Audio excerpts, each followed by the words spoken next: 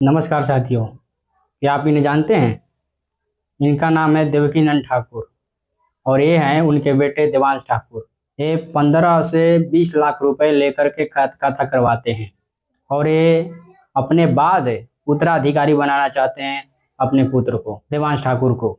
आप एक कल्पना कीजिए, कोई तबला वादक अपने पुत्र को तबला वादक नहीं बनाना चाहता, कोई वकील अपने पुत्र को वकील नहीं बनाना चाहता, कोई मास्टर अपने बेटे को मास्टर नहीं बनाना चाहता, कोई अपने बेटे को प्रोफेसर नहीं बनाना चाहता, प्रोफेसर होकर भी।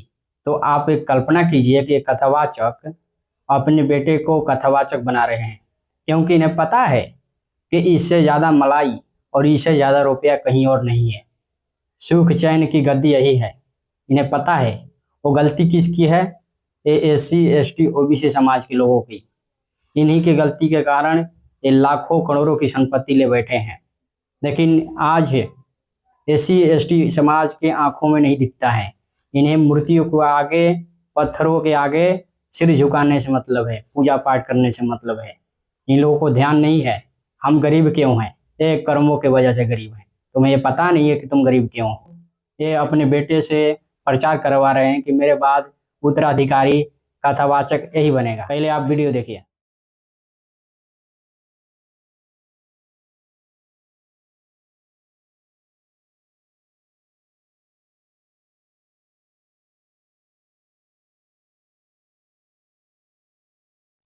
इन्हें पता है कि इससे ज्यादा कहीं भी कमाई होने वाली नहीं है।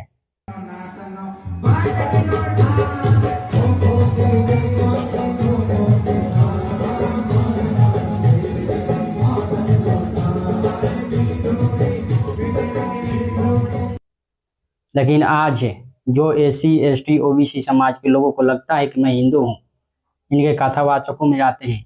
धीरेन्द्र शास्त्री साफ अपने शब्दों में कहे थे कि अगर हम कथा को बेच रहे हैं करोड़ों रुपए में, लाखों रुपए में, तो खरीदता कौन है? सही बात है भाई, खरीदता तुम हो। एससी समाज के लोग खरीदता है, एसटी समाज के लोग खरीदता है, ओबीसी समाज के लोग खरीदता है, और कौन खरीदेगा?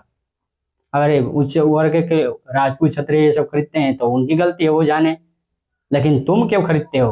वो तो मानते हैं ऊंच है, तुम तो सदियों से नीच बने फिरे हो। आज जब यूजीसी आया था तब नरेंद्र मोदी को यही ऊंचे राजपूत और ब्राह्मण गाली दे रहे थे कि अगर हम तेली को मुंह सुबह सुबह देख ले तो यात्रा खराब हो जाती है।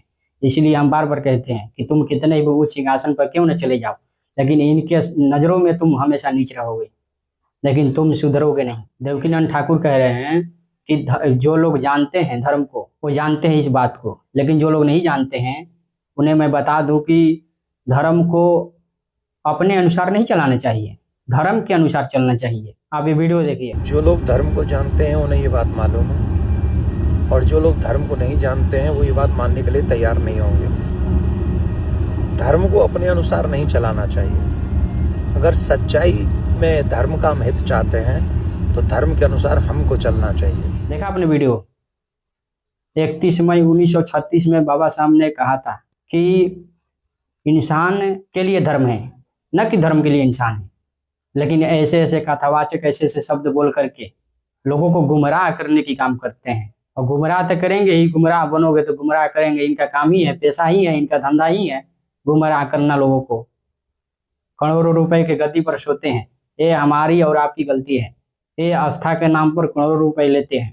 आप इस पर विचार कीजिए, इस पर स्पष्ट कीजिए और जानिए, समझिए, सोचिए कि अगर इनका धंधा बंद हो जाए। पेरियार तो ऐसे ऐसे शब्द कह रखे हैं।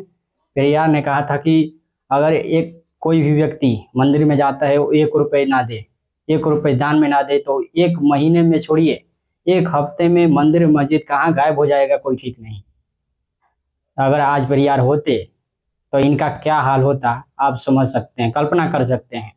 ओशो ने तो साफ शब्दों में कहा है कि अगर ये भारत में ये सब काम करते हैं, पोंगापंथी ढोंग फैलाते हैं, लेकिन यही विदेशों में फैलाए होते तो आज ये पगलखाना में गए होते। इनको पगलखाना में अब से बंद कर दिया गया होता।